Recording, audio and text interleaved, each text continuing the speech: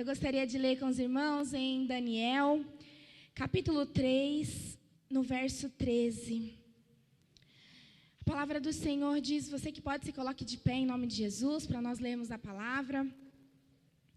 Aleluia, glória a Deus, o Senhor está neste lugar. Vamos continuar adorando. A palavra diz assim, furioso, Nabucodonosor mandou chamar Sadraque, Mesaque e Abidnego, e assim que eles foram conduzidos à presença do rei, Nabucodonosor lhes disse, é verdade, Sadraque, Mesaque e Abidnego, que vocês não prestam culto aos meus deuses, nem adoram a imagem de ouro que eu mandei erguer? Pois agora, quando vocês ouvirem o som da trombeta, do pífaro, da cítara, da harpa, do saltério, da flauta dupla e de toda espécie de música, se vocês se dispuserem a prostrar-se em terra e adorar a imagem que eu fiz, será melhor para vocês. Mas se não a adorarem, serão imediatamente atirados numa fornalha em chamas. E que Deus poderá livrá-los das minhas mãos? Sadraque, Mesaque e Abidnego responderam a rei, ó Nabucodonosor, não precisamos defender-nos diante de ti. Se formos atirados na fornalha em chamas, o Deus a quem prestamos culto pode livrar-nos, e ele nos livrará das tuas mãos, ó rei. Mas se ele não nos livrar, saiba, ó rei, que não prestaremos culto aos teus deuses, nem adoraremos a imagem do ouro que mandastes erguer. Nabucodonosor ficou tão furioso com Sadraque, Mesaque e Abidnego, que o seu semblante mudou. Deu ordens para que a fornalha então fosse aquecida 7 vezes mais do que de costume, e ordenou que alguns dos soldados mais fortes do exército os amarrassem e os atirassem na fornalha em chamas. E os 3 homens, vestidos com seus mantos, calções, turbantes e outras roupas, foram amarrados e atirados na fornalha extraordinariamente quente. A ordem do rei era urgente, e a fornalha estava tão quente que as chamas mataram os soldados que levaram Sadraque, Mesaque e Abidnego, e estes caíram amarrados dentro da fornalha em chamas. Mas logo depois, o rei, alarmado, levantou-se e perguntou aos seus conselheiros, não foram 3 os homens amarrados que nos atiramos no fogo? E eles responderam, sim, ó rei. E o rei exclamou, olhem, estou vendo 4 homens desamarrados e ilesos, desamarrados e ilesos, andando pelo fogo, e o 4º homem se parece com um dos filhos dos deuses. Então Nabucodonosor aproximou-se da entrada da fornalha e gritou, Sadraque, Mesaque e Abidnego, servos dos Deus Altíssimos, saiam e venham aqui, até aqui, amém? Sentem-se em nome de Jesus. Eu quero dizer através dessa palavra, queridos, que o Senhor não está alheio a minha e a sua adoração. Nós não servimos um Deus que ele fica apático diante da minha e da sua adoração. Nós temos um Deus que ouve o nosso clamor e ele ouve verdadeiramente a nossa adoração. Então aqui nós não estamos falando de um Deus que ele fica estático, que ele não se move quando ele vê os filhos dele o adorarem. Aqui a palavra conta de 3 homens que eram servos do Deus Altíssimo, que eram servos do nosso Deus, mas que foram colocados numa situação difícil, e o Senhor nessa tarde ministrou ao meu coração, que eles eram adoradores, do nosso Deus. E eu quero te chamar a atenção para algo que dizia que quando eles estavam na fornalha, lá não foi o lugar de adoração de Sadraque, Mesaque e Abidnego. Eles já eram adoradores. A fornalha só foi o lugar para que eles pisassem desamarrados e andassem sobre o fogo. Então o Senhor me chamou a atenção nessa passagem que não é a fornalha o lugar de eu e você, crente, adorarmos. Que não é na fornalha, não é no vale o lugar em que a gente começa a nossa adoração. Eles já eram adoradores, e a palavra fala que a fornalha foi só um momento em que eles foram desamarrados e eles andavam pelo fogo. O Senhor está chamando eu e você, cristãos, adoradores, para começarem a adoração verdadeira já.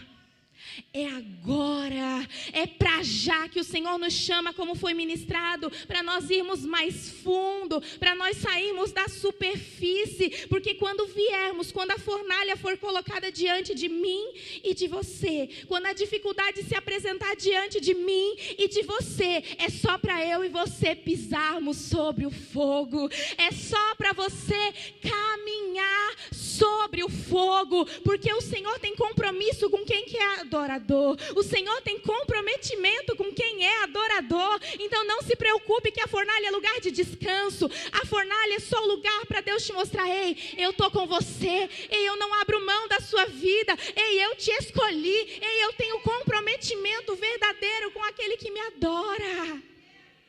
E tem cristãos que precisam, infelizmente, estar no deserto, estar na fornalha, para ir começar a se prostrar e adorar. E o Senhor está falando: ei, a fornalha é só lugar para você passar, caminhar e andar sobre o fogo. A fornalha é o lugar para que os outros vejam a glória do Senhor se manifestar. Esse é o lugar da fornalha na vida do crente. Comece a se imaginar na fornalha diante do problema e comece a olhar você só caminhando diante dela. Sabe, eu vendo aqui a Graça adorando ao Senhor e eu senti vontade de chorar, porque mais uma vez nós realmente vimos como nosso Deus é bom, como nosso Deus é fiel.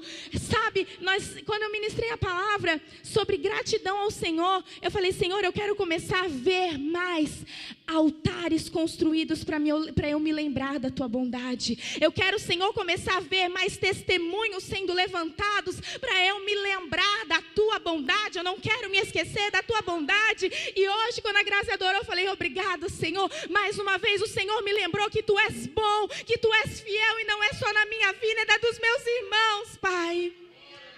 Aleluia, aleluia.